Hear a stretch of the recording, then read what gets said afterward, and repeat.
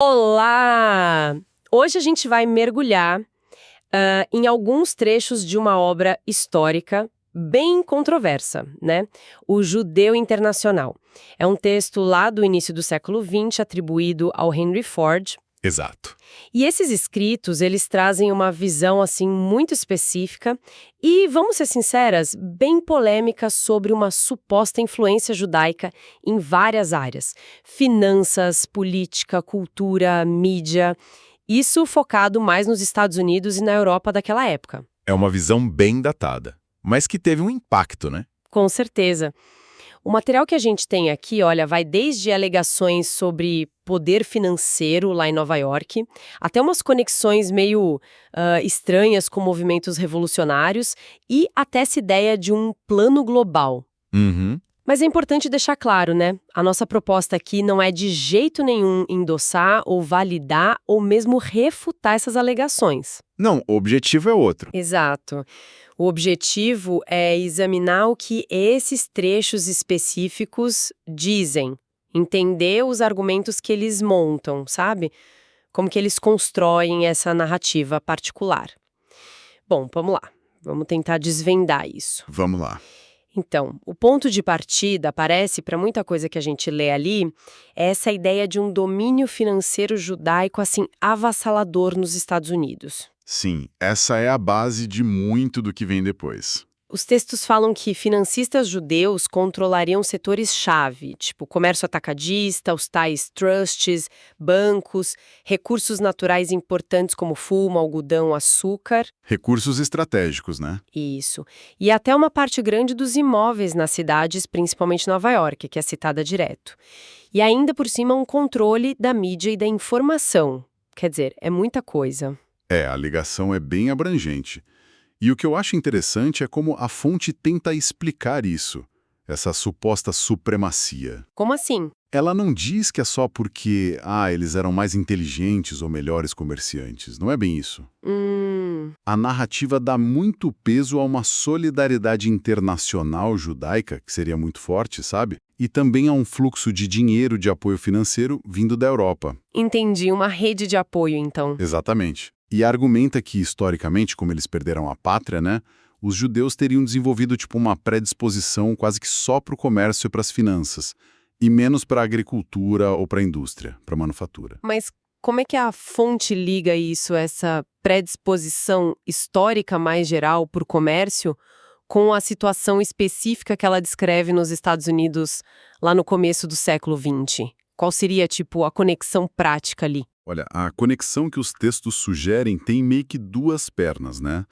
Primeiro, essa rede internacional super coesa, isso permitiria ter acesso rápido à informação privilegiada. Ah, informação. Sim, sobre mercado, sobre política global, o que é fundamental para especular, para tomar decisão financeira antes dos outros, até mesmo antes dos governos, né? Entendo. A fonte até menciona inovações financeiras, tipo a letra de câmbio, descreve como uma ferramenta que dava aos financistas judeus uma vantagem enorme para fazer transação internacional rápida e segura. E a segunda perna? A segunda é que a fonte busca um paralelo histórico.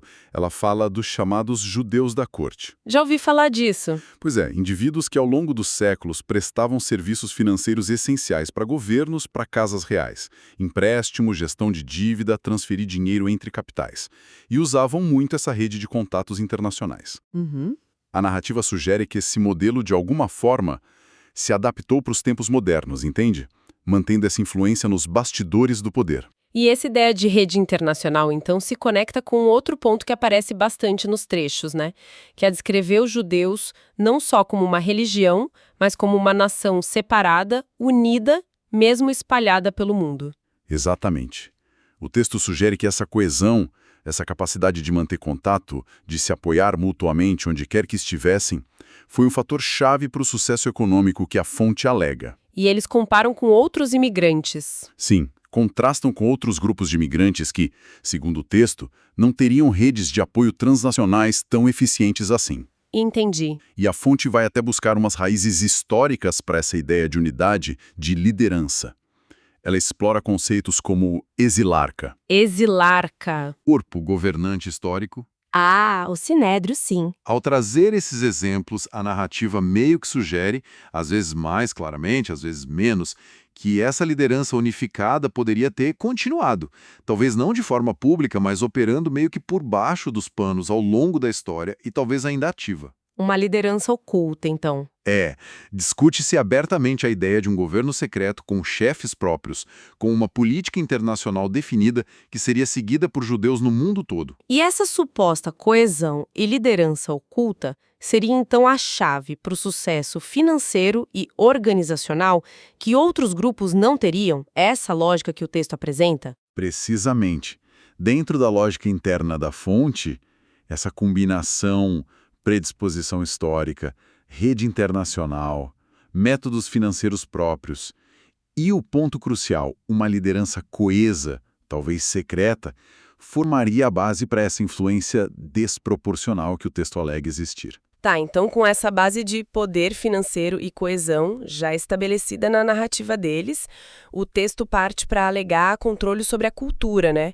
O teatro americano, por exemplo, nossa, é descrito de um jeito bem forte. Muito forte. Os trechos falam de um controle quase absoluto, produção, escolha de peça, quem escreve, distribuição, venda de ingresso, tudo estaria nas mãos de judeus. Um monopólio, basicamente.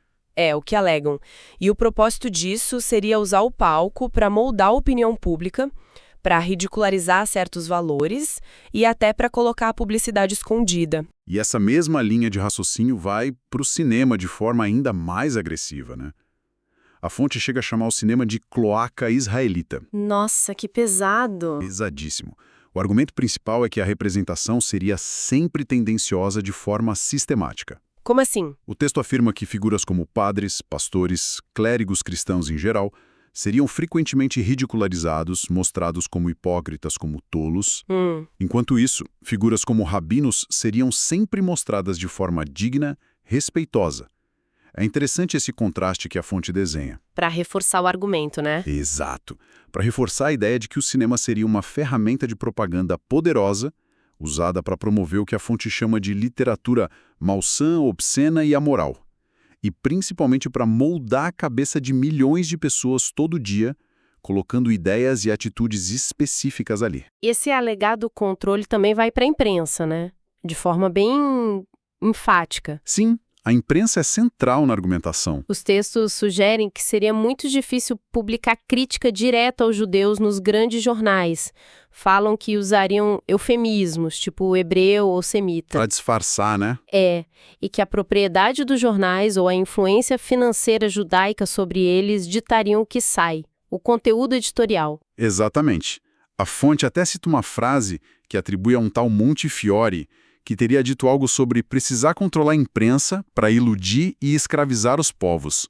Uma citação bem forte. Nossa Senhora! E menciona artigos específicos como exemplos dessa suposta influência.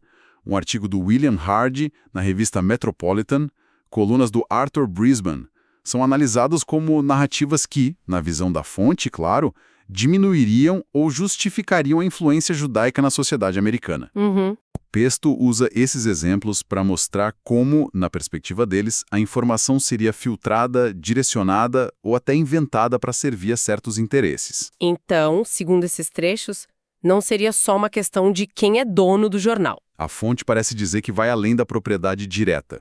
Sugere uma influência mais ampla, mais sutil. Tipo... Poderia ser pressão econômica, via anunciantes, sabe?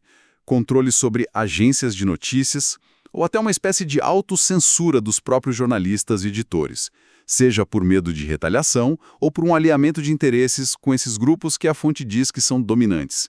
A narrativa de um controle em várias camadas sobre o fluxo da informação. Entendi. Então, tendo estabelecido, na lógica deles, o controle financeiro e cultural, a narrativa avança para um campo ainda mais explosivo, que são as alegações políticas. Os textos ligam diretamente figuras e grupos judaicos a movimentos revolucionários, né? Principalmente o bolchevismo.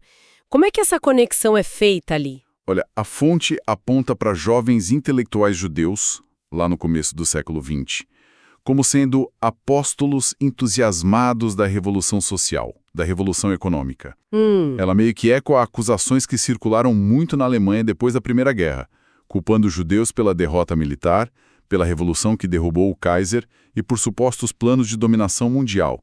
Isso era muito forte na época. E o texto vai além disso. Vai. Afirma categoricamente que os judeus teriam sido os maiores beneficiários financeiros da Primeira Guerra e que rapidamente assumiram posições de poder na Alemanha pós-guerra. A fonte chega a dar nomes específicos nesse contexto? Dá sim. Menciona figuras como Hugo Rasch, Otto Landsberg, no governo provisório alemão, destaca também o que considera uma presença massiva de delegados judeus na delegação alemã na Conferência de Paz de Versalhes. Cita o Max Warburg, por exemplo. Entendi. Mas a ligação mais forte mesmo é feita com o bolchevismo na Rússia. A narrativa que se constrói ali não vê o bolchevismo como um movimento do proletariado, genuíno. Vê como o que, então? Como um instrumento, uma ferramenta estratégica judaica. Aponta para a liderança proeminente de judeus na Revolução Russa, destacando sempre o Leon Trotsky. E faz questão de mencionar o nome original dele, Braunstein, para enfatizar a origem judaica. Ah, fazem essa associação direta pelo nome. Direto. E essa mesma lógica é aplicada a outros movimentos socialistas ou sindicais, como aquele liderado pelo Sidney Hillman nos Estados Unidos. O argumento que sempre volta é que o objetivo final não seria o socialismo em si, mas destruir a ordem social e política que existia para permitir que um poder judaico global subisse. E aí, nesse contexto de um suposto plano estratégico global, que a fonte discute tanto aqueles famosos e controversos protocolos dos sábios de Sião, né? Como é que eles entram na história? Corretíssimo. Os protocolos são apresentados nesses trechos como digamos, a materialização desse plano mestre judaico para dominar o mundo. E o que a fonte diz que tem nos protocolos? Ela detalha o suposto conteúdo, um plano passo a passo, que envolveria manipulação financeira para criar crises, controle total da imprensa e da educação para moldar as mentes, fomento ao liberalismo, à democracia, a conflitos sociais classe contra classe, religiosos, para enfraquecer as nações não judaicas por dentro, e a corrupção moral da sociedade, incentivando luxo, álcool, entretenimento considerado decadente. É um plano bem detalhado, segundo a fonte. Sim. E o interessante é como a fonte lida com a questão da autenticidade dos protocolos, que já era muito debatida na época. Como assim? Ela defende que são autênticos? Não chega a defender diretamente, de forma categórica.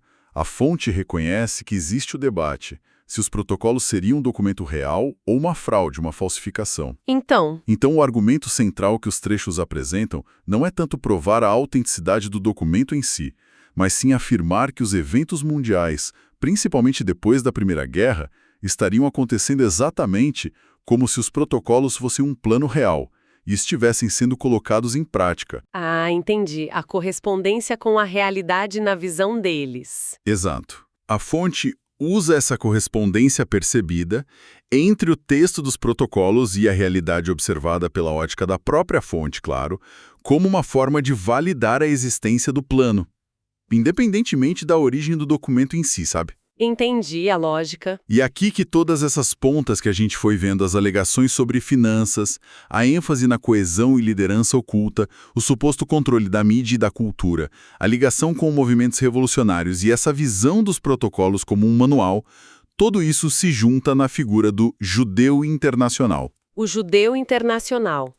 A narrativa descreve essa figura como pertencente a uma elite financeira e política judaica que operaria de forma coordenada por cima das nações, manipulando governos e economias para seus próprios fins. Mas a fonte diferencia essa elite, esse tal judeu internacional, do judeu comum, do povo judeu em geral? Olha, na teoria, sim, a distinção é feita. O texto afirma que o alvo da crítica seria essa superelite capitalista e internacionalista, não o judeu comum que vive sua vida, sua religião. Mas sempre tem um mas, né? Sempre tem. A própria fonte meio que desfaz essa distinção logo em seguida. Argumenta que a forte solidariedade racial e nacional que ela atribui aos judeus torna muito difícil na prática separar a liderança do povo. Como assim? Sugere que o judeu comum, mesmo que não participe diretamente dos planos dessa elite, tenderia a apoiá-la, ou, no mínimo, a se beneficiar das ações dela, por causa dessa lealdade de grupo muito forte. Entendi. E o Bernard Baruch é apresentado como o grande exemplo disso, né? Lembro de ter lido nos trechos chamando ele de Disraeli americano e até procônsul de Judá na América. É isso, exatamente isso. O Baruch é retratado na fonte como a personificação desse poder judaico internacional agindo nos Estados Unidos. E o que dizem que ele fazia? Os textos alegam que ele teve um poder imenso, quase absoluto, sobre a economia e a indústria americanas durante a Primeira Guerra Mundial. Ele chefiava o Conselho das Indústrias de Guerra. Sim. A descrição é de um poder que ia muito além do cargo oficial dele, tipo uma eminência parda por trás do presidente Woodrow Wilson, tomando decisões cruciais sobre onde iam os recursos, produção industrial, capital mão de obra, basicamente controlando a máquina de guerra americana. Uau. Ele é o exemplo máximo na narrativa da fonte de como esse poder internacional se manifestaria na prática, concretamente. É uma descrição de um poder realmente imenso. E como é que a própria fonte lida com a questão do antissemitismo? Ela reconhece esse termo, tenta justificar as próprias críticas que faz? Curiosamente, sim. A própria fonte fala de antissemitismo abertamente, mas ela redefine o termo. Redefine como? Argumenta que o sentimento anti-judaico, principalmente nos Estados Unidos, não viria de preconceito religioso que a fonte diz que quase não existe lá. Viria, na verdade, de uma reação direta à percepção desse poder internacional judaico e das práticas que são atribuídas a ele. Que práticas seriam essas especificamente, segundo a fonte? As práticas financeiras que eles consideram predatórias, a alegada separação voluntária do resto da sociedade, o controle da informação e, ponto crucial, as atividades revolucionárias ligadas ao bolchevismo. O texto coloca o antissemitismo não como um preconceito irracional ou religioso, mas como uma consequência lógica, quase uma resposta de defesa da sociedade não judaica às ações e ao poder que a própria fonte atribui aos judeus. Chega a sugerir que o antissemitismo poderia ser útil para os próprios judeus? Sim, essa ideia também aparece.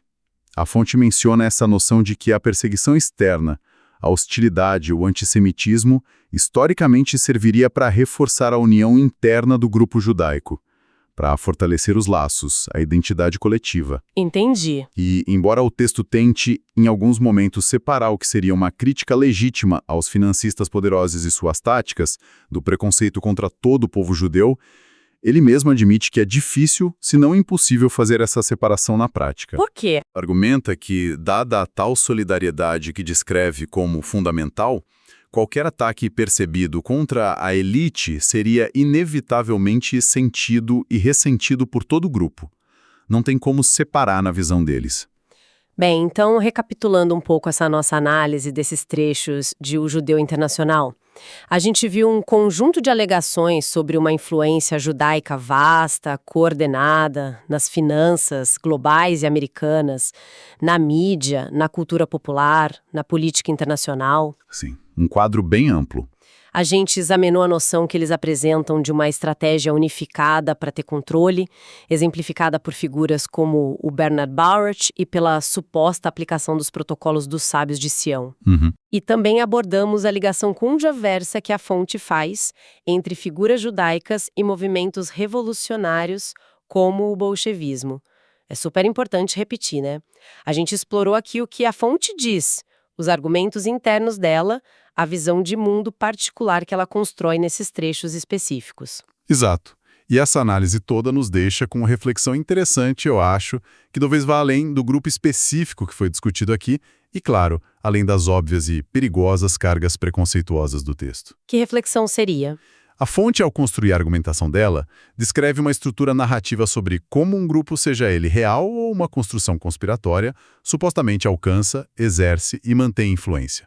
Certo. Certo? Essa estrutura tem elementos: redes internacionais coesas, estratégias financeiras específicas, controle de recursos-chave como informação e capital, e uma justificativa ideológica para as ações. Tá. A questão para a gente pensar é o que essa estrutura narrativa, essa forma de explicar o poder concentrado, nos diz sobre como o poder funciona ou é percebido em diferentes sociedades. Interessante. Independentemente da verdade ou do preconceito horrível, nesse caso específico de o judeu internacional, como é que essa estrutura rede, o controle da informação, a manipulação financeira, a liderança secreta, a justificativa ideológica, como isso se repete ou é alegado em outras situações onde se discute poder concentrado, seja poder político, econômico, cultural. Como essas narrativas são usadas, né? Exatamente. Como essas narrativas funcionam para explicar, para legitimar ou até para contestar a influência, seja ela real ou imaginada. Acho que é algo que vale a pena ponderar sobre as dinâmicas de poder de um modo geral.